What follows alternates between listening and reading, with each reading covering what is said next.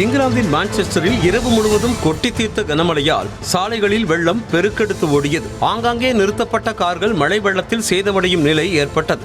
கனமழை வெள்ளத்தால் குடியிருப்பு வாசிகள் அத்தியாவசிய தேவைகளுக்கு கூட வெளியே செல்ல முடியாத நிலையில் போக்குவரத்து பாதிக்கப்பட்டது. அது மட்டுமல்லாமல் இனிவரும் நாட்களில் சில இடங்களில் 10 சென்டிமீட்டருக்கும் அதிகமான மழைப்பொழிவு இருக்கும் என்றும் அந்த நாட்டின் வானிலை ஆய்வு மையம் தெரிவித்திருக்கிறது.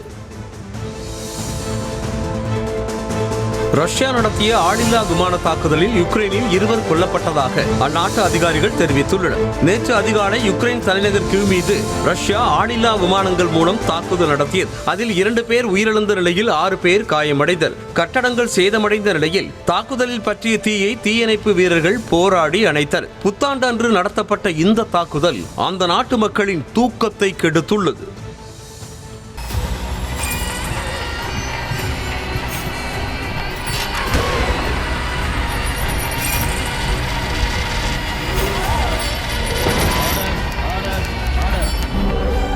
நிகழ்தகவு குற்றங்களின் மறுபரிமாணம். நாள்தோறும் இரவு 10 மணிக்கு இணைந்திருங்கள் நமது நியூஸ் தமிழ் தொலைக்காட்சியோடு.